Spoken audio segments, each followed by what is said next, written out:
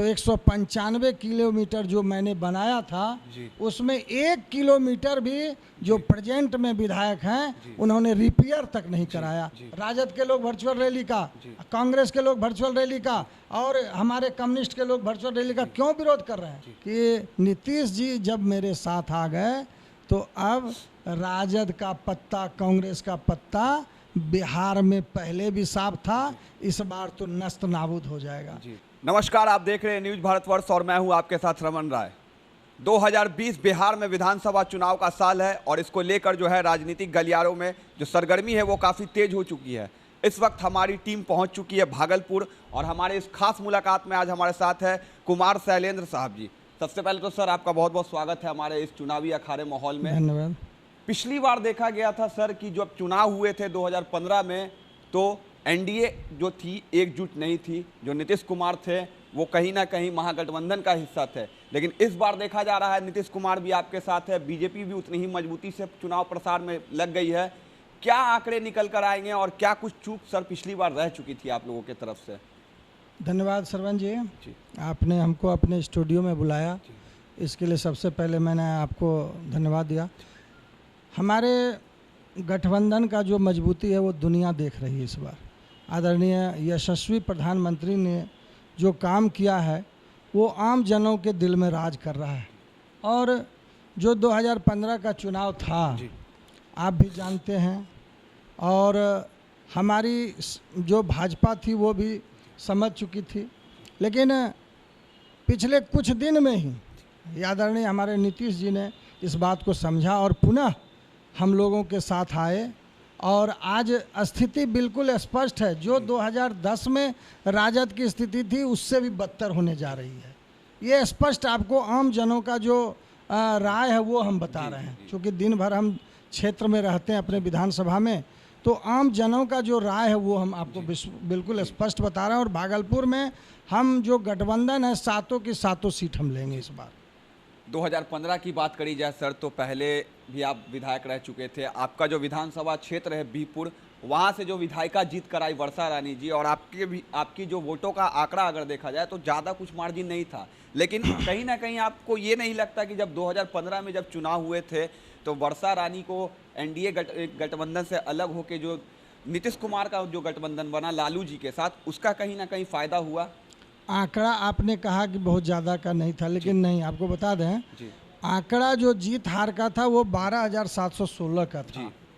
लेकिन ये आंकड़ा ध्वस्त हो गया हमारे एमपी चुनाव में। मैंने आदरणीय यशस्वी हमारे मुख्यमंत्री जी के सामने हम नारायणपुर में अपने संबोधन में कहा था कि चूँकि हमारा जदयू से तालमेल था तब हमारा आंकड़ा क्या था, जदयू जब आरजेडी में चला गया तब आंकड़ा क्या होगा, ये मैंने फोरकास्टिंग किया था।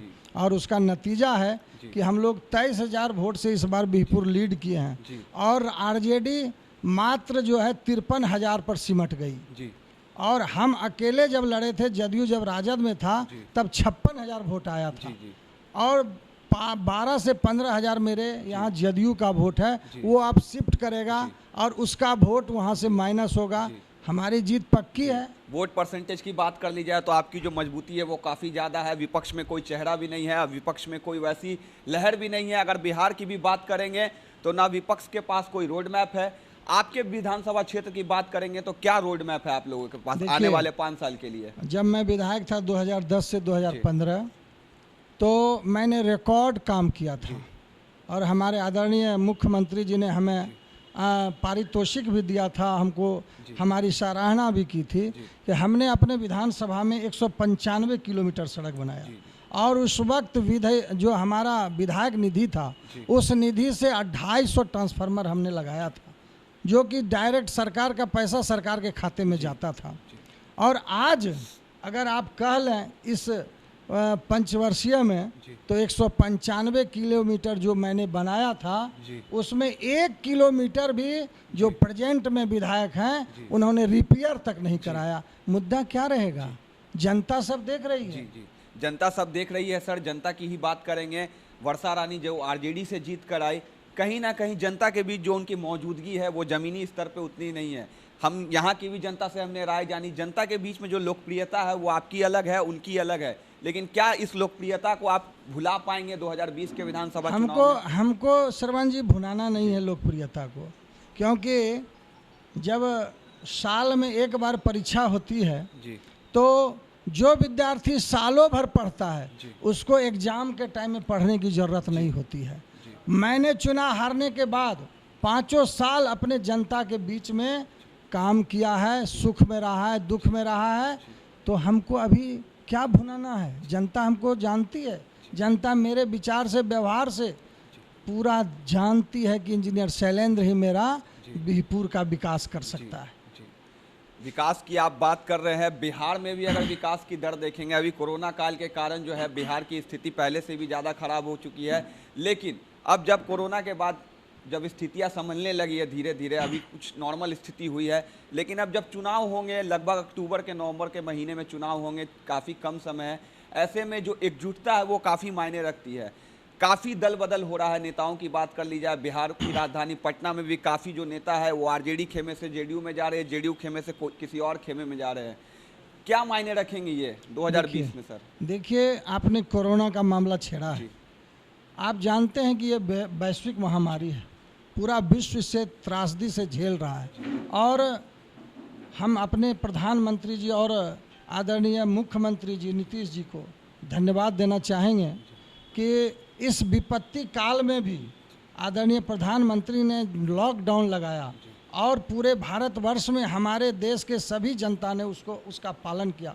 और जब बहुत विकट परिस्थिति आई, जब लोग उत्साहित होकर या हतोत्साहित होकर जो भी कहिए, बिहार के लोग यहाँ आना चाहे तो हमारे आदरणीय प्रधानमंत्री जी और नीतीश जी ने 21 लाख लोगों को बिहार लाने का काम ट्रेन से किया, और उस 21 लाख में से 20 लाख लोगों के अकाउंट में 1-1 हज़ार रुपया देने का काम किया। और जब यहाँ सारे लोग क्वारंटाइन हुए, तो मैं ज़्यादा तो नहीं बताऊंगा, मैं अपने विधानसभा की बात करूंगा।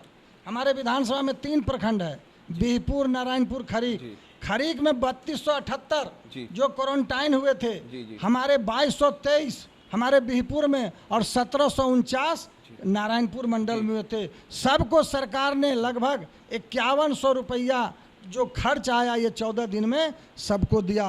प्रधानमंत्री आवास योजना आप देख रहे हैं, इस बुरे परिस्थिति में भी हमारे आदरणीय प्रधानमंत्री ने 1.5 लाख रुपया एक प्रखंड में 4-4 हज़ार रुपया प्रधानमंत्री आवास दिया, जियो टैग कर दिया।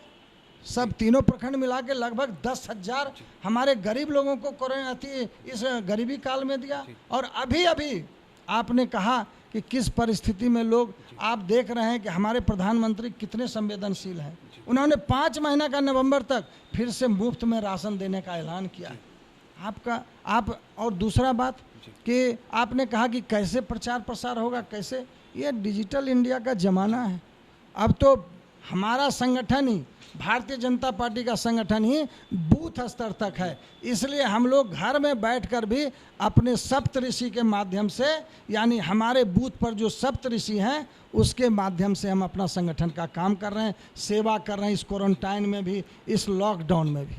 आपने डिजिटल की बात की, डिजिटल प्लेटफॉर्म की जो बात है वो मोदी जी काफ़ी पहले से जानते हैं कि डिजिटल की पावर क्या है, डिजिटल तकनीक का दुनिया किस तरीके से यूज़ कर सकती है। लेकिन बीजेपी ने सर एक डिजिटल प्लेटफॉर्म को कहीं ना कहीं ट्रेंड सेट किया, और लगभग आज की डेट में देख लीजिए तो लगभग सारी पार्टियां उस ट्रेंड को फॉलो कर रही है।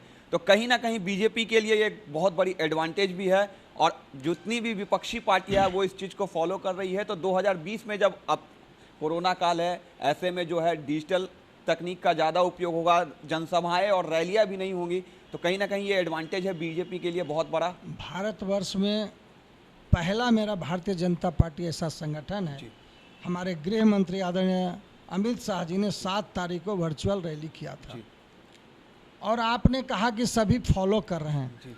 आपसे ही हम सवाल करना चाहते हैं कि जब मेरे बूथ पर सारे कार्यकर्ता एक्टिव हैं, सब जूम ऐप लोड कर रहे हैं, सारा डिजिटली हमारे वर्कर जो हैं, वॉलंटियर्स तैयार हैं, क्या दूसरे संगठन के पास बूथ स्तर तक इस तरह है जो वो इस तरह डिजिटली प्रचार करेगा केवल दिखावा करने से? और आज अगर मान लीजिए वो हमारा नकल कर रहे हैं या हमारा देख रहे हैं तो क्यों विरोध कर रहे हैं? राजद के लोग वर्चुअल रैली का, कांग्रेस के लोग वर्चुअल रैली का, और हमारे कम्युनिस्ट के लोग वर्चुअल रैली का क्यों विरोध कर रहे जी। हैं? क्योंकि उनके पास इतनी जो संगठन की शक्ति है वो जड़ तक नहीं है। जी, रूट लेवल पर कहीं ना कहीं उनमें अभी भी कमजोरी है, बिल्कुल, कमियां हैं। बिल्कुल। और एक बात देख ली जाए तो वर्चुअल तरीके से आप लोग रैलियां कर रहे हैं, लेकिन विपक्ष की तरफ से एक सवाल भी उठाया जाता है कि बीजेपी जो है वो अरबपतियों की पार्टी है, वो जमीन स्तर पर गरीबों की नहीं सोचती है। तो अपने विपक्षी पार्टियों को आप क्या कहना चाहेंगे, जबकि बीजेपी का जो ट्रेंड सेट है डिजिटल को लेकर वो काफ़ी ऊपर है, काफ़ी हाई लेवल का है सर? विपक्षी तो सब दिन अमीर गरीब बैकवर्ड फॉरवर्ड का नारा देके जी। अपना रोटी सेका है। जी। हमारा भारतीय जनता पार्टी, हमारे प्रधानमंत्री यशस्वी प्रधानमंत्री नरेंद्र मोदी सबको अमीर बनाना चाहते हैं। आज यदि हमारा संगठन का कार्यकर्ता, बूथ का कार्यकर्ता यदि एक मोबाइल से पूरी दुनिया में अपना काम करना चाहता है, अपनी बात को समझाना चाहता है, आज मुंबई हो, दिल्ली हो, पंजाब हो, हमारे बच्चे घर में बैठकर लैपटॉप से काम कर रहे हैं, तो क्या एक लैपटॉप लेना अमीर हो गया? क्या एक मोबाइल लेना अमीर हो गया?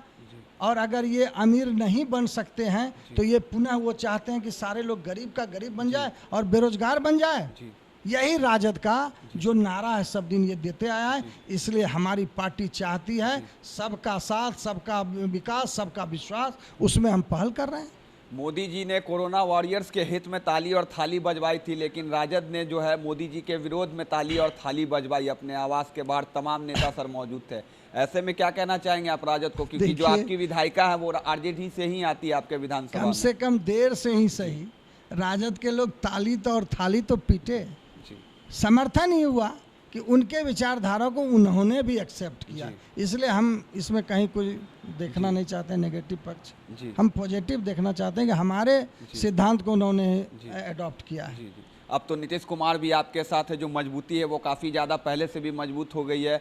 ऐसे में किस दावों के साथ आप जाएंगे सर चुनाव में, और आपके लिए क्या कितनी बड़ी एक भूमिका है जो हाई कमान के द्वारा आपको भी दी गई है? आपके विधानसभा क्षेत्र बीहपुर की बात कर ली जाए तो सर स्पष्ट है। देखिए, नीतीश जी बहुत ही कर्मठ और ईमानदार हमारे मुख्यमंत्री रहे, और मैं जब विधायक था उस वक्त भी कुछ खंड काल में कुछ परिस्थिति बनी, लेकिन आज हम लोग बहुत मजबूती से हैं। और हर कार्यकर्ता, अति पिछड़ा हमारे जो गांव समाज में लोग हैं वो समझ रहे हैं कि नीतीश जी जब मेरे साथ आ गए तो अब राजद का पत्ता, कांग्रेस का पत्ता बिहार में पहले भी साफ था, इस बार तो नस्त नाबूद हो जाएगा।